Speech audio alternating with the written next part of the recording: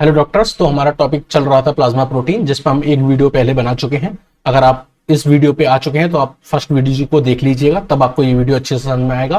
Previous video में हमने आपको बताया था कि प्लाज्मा प्रोटीन क्या होती हैं और कितने तरह की होती हैं, और उसमें हमने एल्ब्यूमिन को डिटेल में डिस्क्राइब कर दिया था। ठीक है, नेक्स्ट ये वीडियो है जिसमें हम ग्लोबुलिन और प्रोथ्रोम्बिन, फाइब्रिनोजन को डिटेल में डिस्कस करने वाले हैं। ठीक है, फर्स्ट वीडियो का लिंक हम आपको कमेंट सेक्शन में दे देंगे। ठीक है, चलिए हम स्टार्ट करते हैं अपने नेक्स्ट पार्ट से, जिसमें हम ग्लोबुलिन को डिस्कस करेंगे कि ग्लोबुलिन क्या होती है। तो हमने आपको बताया था कि प्लाज्मा प्रोटीन जो होती है वो मेजरली 4 तरह की होती है, जिसमें हमने आपको एक होती है एल्ब्यूमिन, दूसरी होती है ग्लोबुलिन, तीसरी होती है फाइब्रिनोजन और चौथी होती है प्रोथ्रोम्बिन। हमने आपको परसेंटेज भी बताई थी, ये 4 to 5% होगी और ये 2 to 3% होगी और ये 0.3% और 0.3% होंगी। ठीक है, चलिए तो आप देख रहे हैं ग्लोबुलिन जो है ये second most abundant plasma protein है। क्या है? Second most abundant plasma protein है। ठीक है, और इसकी कंसंट्रेशन जो है वो कितनी है? 2 to 3% है। अगर आप इसका मास देखें तो मास इसका जो होता है वो होता है अगर हम 2 to 3 ग्राम पर डीएल। ठीक है, अगर ब्लड में हम चेक करें तो 2 to 3 ग्राम पर डीएल इसका जो होता है वो मास होता है। अगर हम ये देखें कि ग्लोबुलिन प्रोटीन जो पाई जाती है आपके प्लाज्मा में, इसे बनाता कौन है, कौन इसको बना रहा है? तो जैसे कि आप जानते हैं कि आपकी ऑलमोस्ट ऑल जो प्लाज्मा प्रोटीन है उनका फॉर्मेशन कहां होता है? लिवर में होता है। कहां होता है? लिवर में होता है। और लिवर में भी कौन बनाता है? Reticulo endothelial cells. कौन सी सेल्स? रेटिकुलो एंडोथेलियल सेल्स बनाती हैं। उसी तरीके से 50 to 80% अगर आप बात करें ग्लोबुलिन्स की, 50 to 80% ग्लोबुलिन की बात करें तो कौन बनाता है? लिवर की रेटिकुलो एंडोथेलियल सेल्स ही बनाती हैं। बट अगर आप बात करें रेस्ट 20 to 20%, अगर आप रेस्ट 20% की बात करें तो रेस्ट 20% जो ग्लोबुलिन्स होती हैं उनको बनाता है कौन कौन? एक तो बनाता है टिश्यू मैक्रोफेज, दूसरा बनाते हैं लिम्फोइड टिश्यू और तीसरा बनाती है प्लाज्मा सेल्स। तो रेस्ट 20% जो होते हैं उनको कौन बनाएगा? लिम्फोइड टिश्यू और टिश्यू मैक्रोफेज और प्लाज्मा सेल्स। प्लाज्मा सेल्स में भी कौन? B lymphocyte. कौन? बी लिम्फोसाइट बनाएंगी। बात समझ में आ गई? 50 to 80% ग्लोबुलिन कौन बनाएगा? लिवर की रेटिकुलो एंडोथेलियल सेल। कितना? 50 to 80%। 50 to 80% कौन बनाएगा? लिवर की रेटिकुलो एंडोथेलियल सेल्स। और बाकी जो 20% है उन्हें कौन बनाएगा? टिश्यू मैक्रोफेज, लिम्फोइड टिश्यू और प्लाज्मा सेल्स। प्लाज्मा सेल्स में भी बी लिम्फोसाइट। एक सबसे इंपॉर्टेंट ग्लोबुलिन होती है जिसका नाम होता है गामा ग्लोबुलिन। ये इंपॉर्टेंट इसलिए होती है क्योंकि ये हमारी बॉडी में एंटीबॉडी का फॉर्मेशन करती है। किसका फॉर्मेशन करती है? एंटीबॉडी का फॉर्मेशन करती है और हमें ह्यूमरल इम्यूनिटी प्रोवाइड कराती है। कौन सी इम्यूनिटी प्रोवाइड कराती है? ह्यूमरल इम्यूनिटी प्रोवाइड कराती है with the help of antibody. तो इसलिए ये इंपॉर्टेंट हो जाती है। और इस गामा ग्लोबुलिन का फॉर्मेशन जो होता है वो प्लाज्मा सेल्स करती हैं, और प्लाज्मा सेल्स में भी कौन सी सेल्स करती हैं? बी लिम्फोसाइट्स का फॉर्मेशन करती हैं। ठीक है, तो आपको समझ में आ गया कि ग्लोबुलिन का फॉर्मेशन कहां होता है, कैसे कैसे होता है। उसके बाद हम बात करते हैं डिफरेंट फॉर्म्स ऑफ ग्लोबुलिन। तो अब हम बात करेंगे डिफरेंट फॉर्म ऑफ ग्लोबुलिन। ठीक है, डिफरेंट फॉर्म ऑफ ग्लोबुलिन की बात करें तो ग्लोबुलिन हमारी बॉडी में कई फॉर्म्स में पाई जाती है। सबसे पहले इसमें हम बात करेंगे एक फॉर्म जो है जिसका नाम है ट्रांसफेरिन। क्या नाम है? ट्रांसफेरिन। तो ट्रांसफेरिन के जैसे कि नाम दे रखा है तो ट्रांसफेरिन का मतलब आपको ऐसा लग रहा है कि ये कुछ ट्रांसफर करने वाली है। ये क्या करने वाली है? कुछ ट्रांसफर करने वाली है। ठीक है, तो ट्रांसफेरिन जो होती है ये एक्चुअली हमारी हेल्प करती है आयरन के ट्रांसपोर्ट में। ये वाली जो प्रोटीन है ये क्या कर लेगी? आयरन को अपने ऊपर बाइंड कर लेगी। ये ट्रांसफेरिन प्रोटीन जो क्या होगी, ये क्या होगी? आयरन को अपने ऊपर बाइंड कर लेगी और आयरन के ट्रांसपोर्ट में क्या करेगी? हेल्प करेगी। आयरन को हमारी ब्लड के थ्रू एक जगह से दूसरी जगह ले जाएगी। अब नेक्स्ट हमारी जो प्रोटीन है वो उसका नाम है सेरुलोप्लाज्मिन।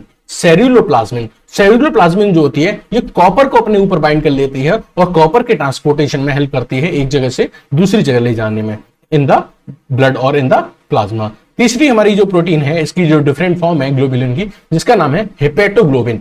हेपेटोग्लोबिन जो होती है ये हीमोग्लोबिन के ट्रांसपोर्ट में हेल्प करती है। और ये हीमोग्लोबिन वो नहीं है जो आरबीसी के अंदर पाया जाएगा। आरबीसी के बाहर जो प्लाज्मा में हीमोग्लोबिन थोड़ा बहुत प्रेजेंट होता है उसको क्या करती है? कैरी करती है, अपने ऊपर बाइंड कर लेती है और एक जगह से दूसरी जगह ट्रांसपोर्ट करती है। और यही रीजन है कि ये प्रोटेक्ट करती है हीमोग्लोबिन को ताकि वो किडनी के थ्रू क्या ना हो जाए? लॉस ना हो जाए। एक और नेक्स्ट इसकी फॉर्म है जो प्रोटीन है जिसका नाम है, ग्लोबुलिन की फॉर्म है प्रोटीन जिसका नाम है हीमोपेक्सिन।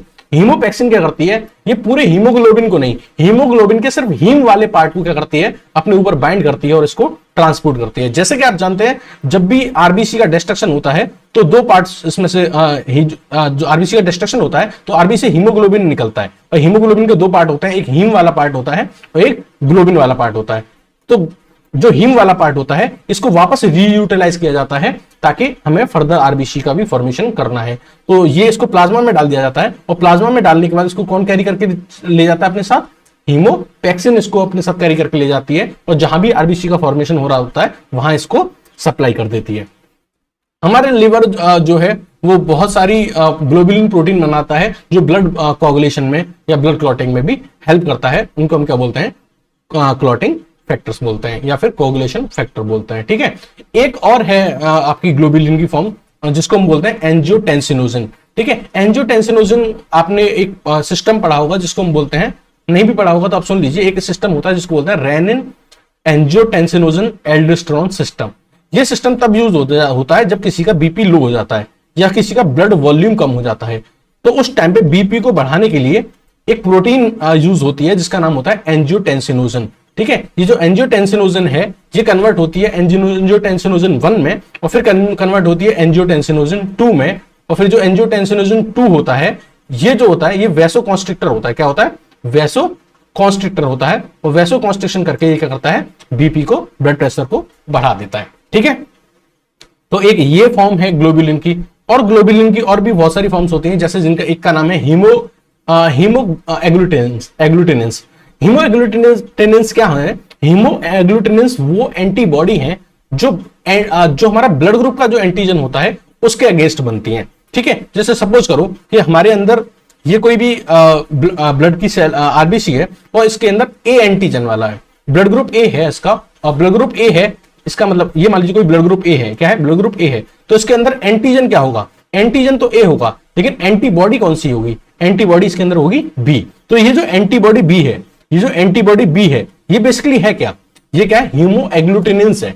ये एक तरह की ग्लोबुलिन प्रोटीन है। क्या है, एक तरह की ग्लोबुलिन प्रोटीन है जिसको कौन बना रहा है, कौन बनाता है, जिसको लिवर बनाता है। कौन बनाता है, लिवर बनाता है। तो हीमोएग्लूटिनेंस क्या है, हीमोएग्लूटिनेंस वो एंटीबॉडी है जो ब्लड ग्रुप के रेस्पॉन्स में बनती है, जो ब्लड ग्रुप के एंटीजन के अगेंस्ट बनती हैं। जैसे मान लीजिए किसी का अगर ब्लड ग्रुप ए है, यहां हम ब्लड ग्रुप बात करेंगे, यहां एंटीजन बात करेंगे, और यहां एंटीबॉडी की बात करेंगे, यहां एंटीजन की बात करेंगे और यहां हम एंटीबॉडी की बात करेंगे। ठीक है, तो मान लीजिए किसी का ब्लड ग्रुप ए है तो उसके अंदर एंटीजन क्या होगा, ए, और एंटीबॉडी क्या होगी, बी।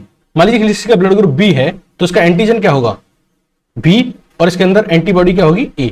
और किसी का ब्लड ग्रुप ए बी है तो उसके अंदर एंटीजन क्या होंगे, ए और बी, और एंटीबॉडी इसके अंदर नहीं होगी। और किसी का ब्लड ग्रुप ओ है तो उसके अंदर एंटीजन कुछ नहीं होगा और एंटीबॉडी दोनों होंगी, ए और बी। तो ये जो एंटीबॉडी आप देख रहे हैं ये सब एंटीबॉडी हैं, इन्हीं को हम बोलते हैं हीमोएग्लूटिनेंस। क्या बोलते हैं हम इनको, हीमोएग्लूटिनेंस। और ये क्या होती है, ग्लोबुलिन की फॉर्म होती है। क्या होती है, ग्लोबुलिन की फॉर्म्स होती हैं। ठीक है, और ये जो एंटीबॉडी होती है ये किसके रेस्पॉन्स में बनती है, उन ब्लड ग्रुप के एंटीजन के रेस्पॉन्स में। किसके रेस्पॉन्स में बनती है, ब्लड ग्रुप के एंटीजन के रेस्पॉन्स में बनती है। तो हीमोएग्लूटिनेंस समझ में आ गया आपको, हीमोएग्लूटिनेंस समझ में आ गया आपको। चलिए अब हम नेक्स्ट बात करते हैं, अब नेक्स्ट बात करते हैं इम्यूनोग्लोबिन्स। कौन सी के बारे में बात करते हैं, इम्यूनोग्लोबिन्स। इम्यूनोग्लोबिन्स के बारे में मैंने आपको पहले भी बता दिया है, ये एक्चुअली गामा ग्लोबुलिन्स होती हैं, और गामा ग्लोबुलिन्स होती हैं, और ये स्पेशल टाइप की एंटी प्रोटीन्स होती हैं जो क्या बनाती हैं, एंटीबॉडी बनाती हैं। ठीक है, एंटीबॉडी अगेंस्ट पैथोजेंस, ये पैथोजेंस के खिलाफ एंटीबॉडी बनाती हैं और हमको ह्यूमरल इम्यूनिटी प्रोवाइड कराती है। क्या प्रोवाइड कराती है, ह्यूमरल इम्यूनिटी प्रोवाइड कराती हैं। और ये कितने तरह की होती हैं, ये 5 तरह की होती हैं, जिसके नाम है IgG, इनके नाम है IgG, IgA, IgM, IgD और IgE। ये इनके कंसंट्रेशन के सीक्वेंस में IgG सबसे ज्यादा, IgE कम से कम। ठीक है, तो ये इनके डिसेंडिंग ऑर्डर में। तो ये 5 तरह की इम्यूनोग्लोबिन्स होती हैं जो कि फॉर्म होती हैं ग्लोबुलिन प्रोटीन का। नेक्स्ट जो होता है वो होते हैं ग्लोबुलिन ग्लाइकोप्रोटीन्स और लिपोप्रोटीन्स। तो ये जो हमने आपको 10 पढ़े हैं ये क्या है, ये डिफरेंट फॉर्म ऑफ ग्लोबुलिन है, डिफरेंट फॉर्म ऑफ ग्लोबुलिन है जिनके अपने डिफरेंट फंक्शन होते हैं। एक बार हम रिवाइज कर देते हैं। ट्रांसफेरिन आपका ट्रांसपोर्ट करेगी आयरन का, सेलुलोप्लाज्मिन जो होगी वो ट्रांसपोर्ट करेगी कॉपर का, हिपेटोग्लोबिन हीमोग्लोबिन का ट्रांसफर करेगी, हीमोपैक्सिन हीम का ट्रांसफर करेगी, कोगुलेटेशन क्या करेंगे, क्लॉटिंग में हेल्प करेंगे, एंजियोटेंसिनोजन क्या करेगा, अगर बीपी डाउन है तो बीपी को राइज करने में हेल्प करेगा। हीमोएग्लूटिनेंस क्या है, ये वो एंटीबॉडी है जो ब्लड ग्रुप के एंटीजन के अगेंस्ट बनती हैं। ध्यान से सुनना, ये वो एंटीबॉडी है जो ब्लड ग्रुप के एंटीजन के अगेंस्ट बनती हैं। ठीक है, इम्यूनोग्लोबिन्स क्या होती हैं, ये गामा ग्लोबुलिन्स होती हैं जो एंटीबॉडी प्रोड्यूस करती हैं अगेंस्ट पैथोजेंस, और इनके 5 तरह की होती हैं, आईजीजी, आईजीए, आईजीएम, आईजीडी और आईजीई। ठीक है, और उसके बाद ग्लाइकोप्रोटीन और लिपोप्रोटीन। तो ये सारी डिफरेंट फॉर्म्स हैं किसकी, डिफरेंट फॉर्म्स हैं किसकी, ग्लोबुलिन्स की। ठीक है, चलिए आगे बढ़ते हैं।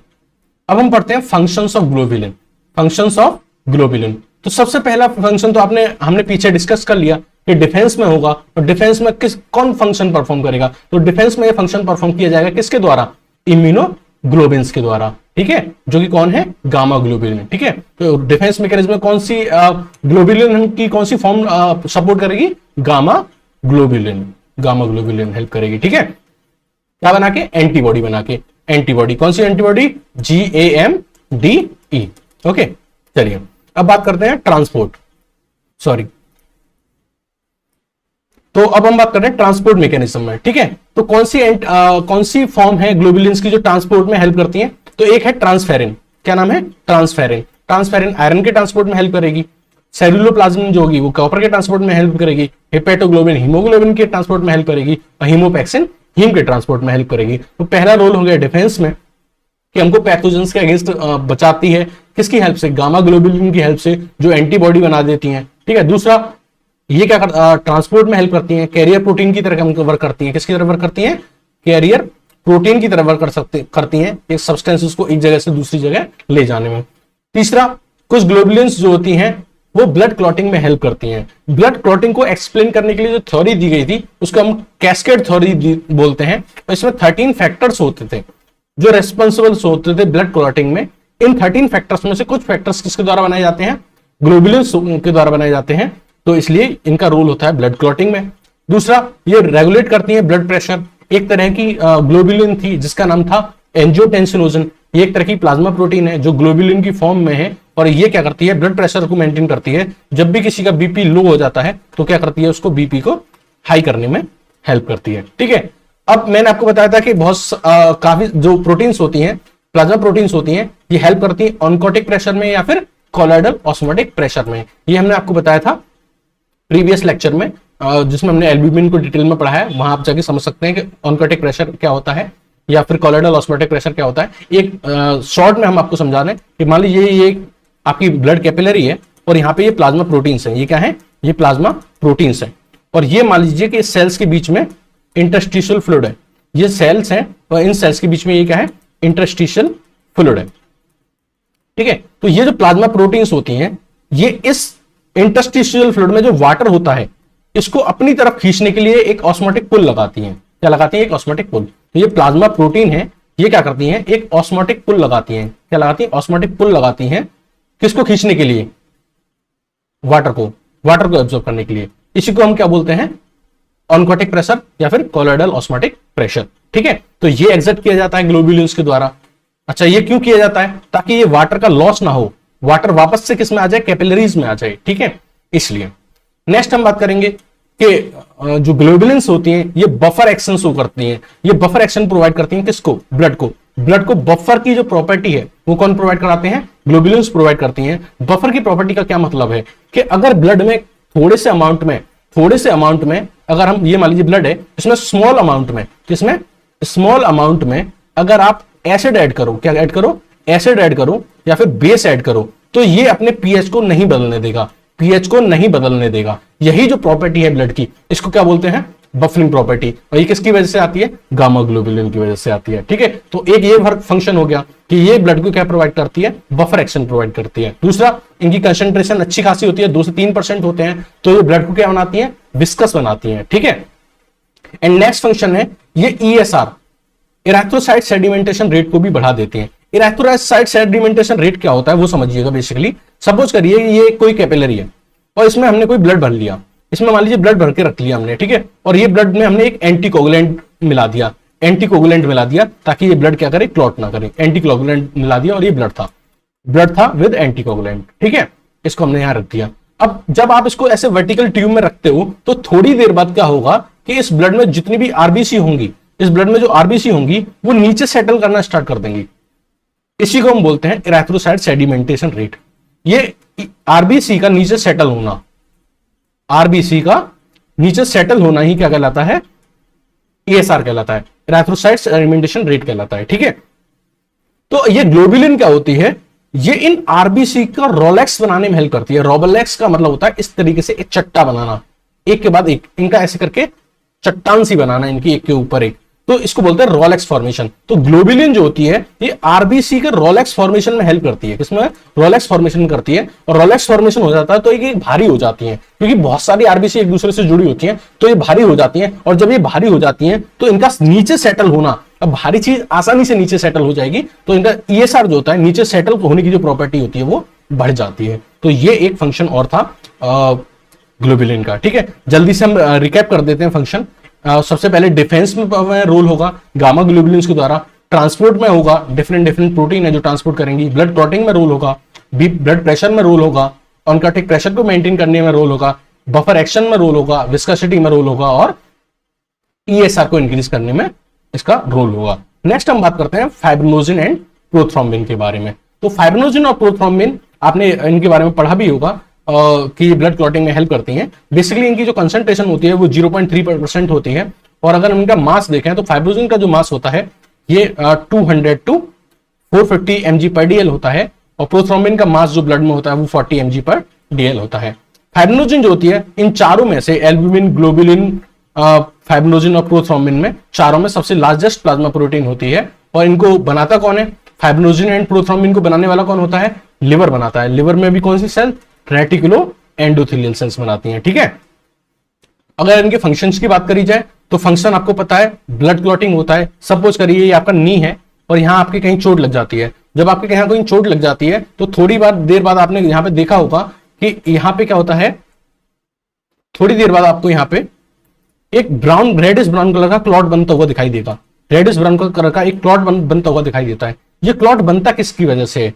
कि हमारे ब्लड में जो फाइब्रिनोजिन प्रोटीन होती है, हमारे ब्लड में जो फाइब्रिनोजिन प्रोटीन होती है, ये किस में कन्वर्ट हो जाती है?